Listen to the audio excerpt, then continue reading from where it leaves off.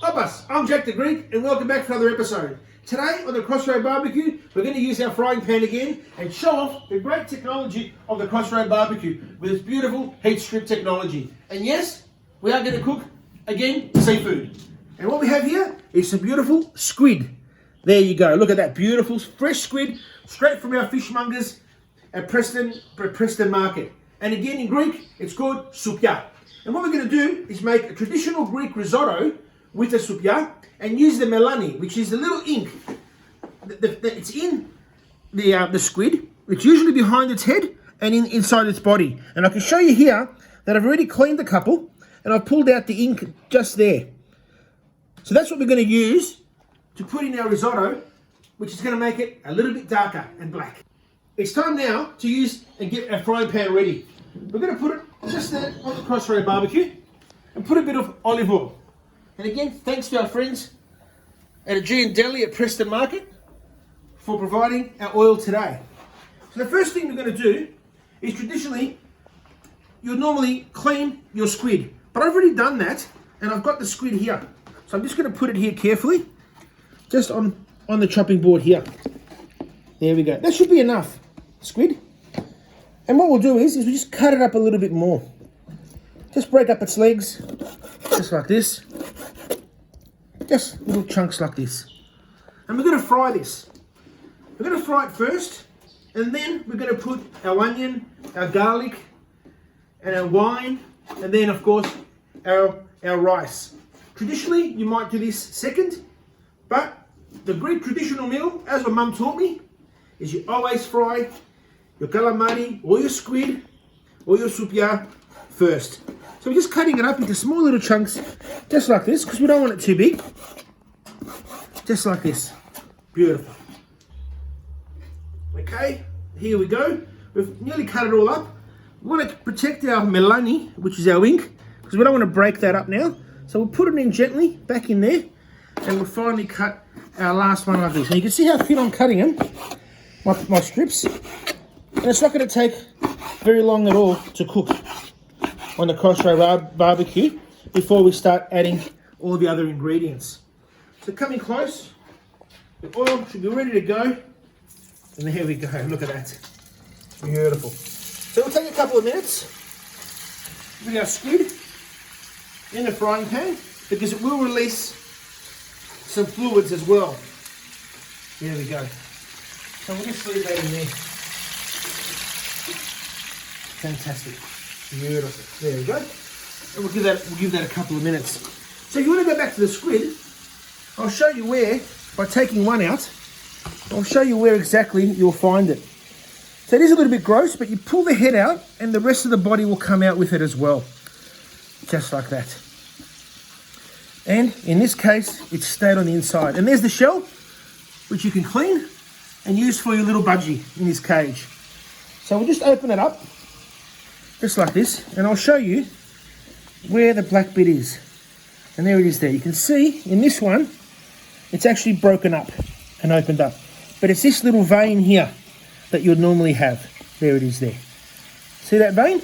There is also another one that you should find, and that is behind the eyes. So if we open it up gently, just like this, behind the eye, you'll see another one. See that colour there? That there is the black ink, as we call Melani. We'll be back to start putting in the rest of the ingredients into our beautiful seafood risotto.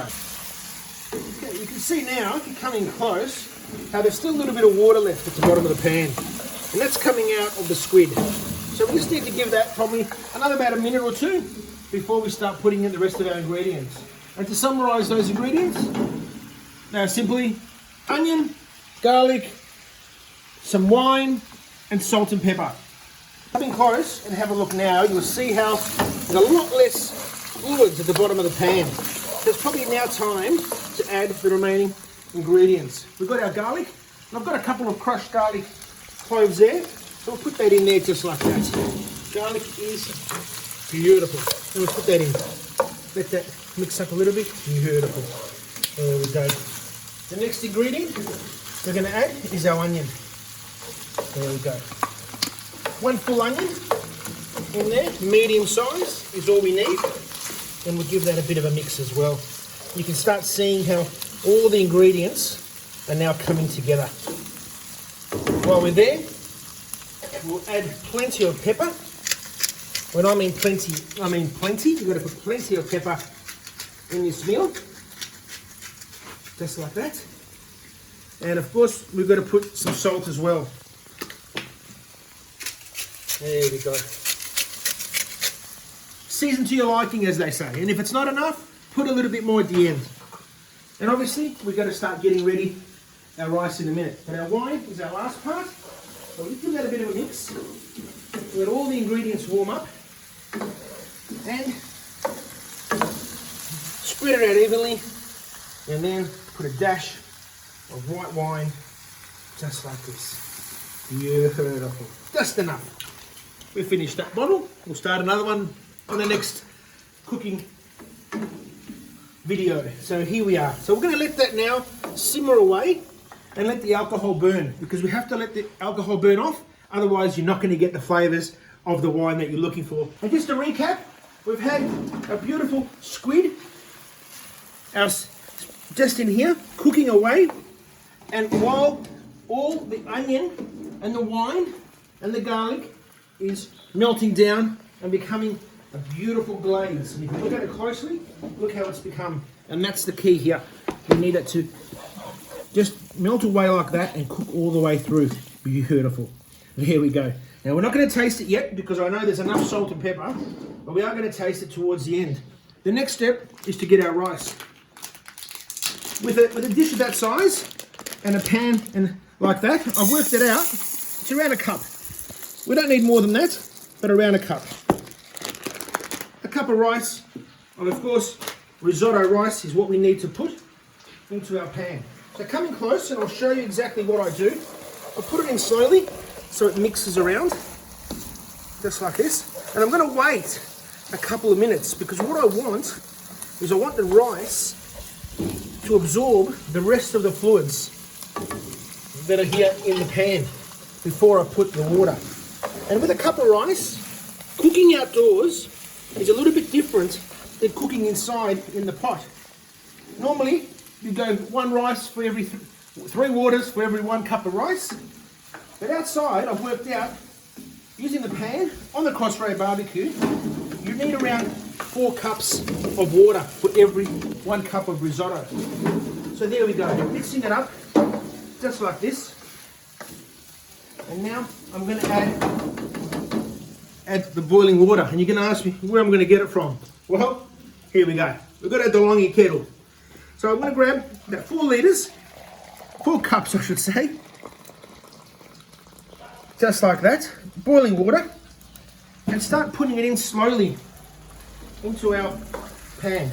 And you can see now the rice is really starting to cook through and absorb all the beautiful seafood flavours, the garlic, the onion, all those flavours that have been cooking away for the last 7 to 8 minutes. And while we're here, there we go. Put a little bit of water. We want to keep it nice and warm. We want to keep it boiling away at all times. And there we go again. Just a little bit more. We keep stirring. And we're going to put all the cups in at once. We're not going to wait for the water to go down. We're going to slowly put it in. Well, here we are. If you come in close now, you will see that the risotto, the rice has absorbed a lot of the water now. And we're probably 3/4 of the way to finalising and plating up our meal. For the first time, Jack the Greek, we're going to try this because I've never done it before. So we're going to grab now our Melani, which is the ink that comes from the squid, which is just here. And what we're going to do is grab it, just like that. And we're going to put it in to our dish. But I've got to break the bag first, just like this. And it's not breaking, so I'm going to have to get a knife. So I'm back now. And I'm just going to cut it with my little finger, just showing you here. Opening it up just like that. And there we go. And I'm going to push that in, all the black stuff, like that. So I don't want to put the skin in. I'm just going to pour it in, just like this, as you can see. And we're going to mix that up now and just see if it's got a little bit black. And it's getting... Okay, you can see now I'm putting the last bit of ink in here, Melani as we call it in Greek, and give it a final stir, and you will see how it all starts blackening up. Beautiful. There we go. It really depends on how much you want to put. With the kids at home, they don't like a lot of black Melani. They like to keep it quite on the light side because it does have a particular taste to it. So there we go. We'll give that another couple of minutes, just like this, and we'll be ready to plate it up.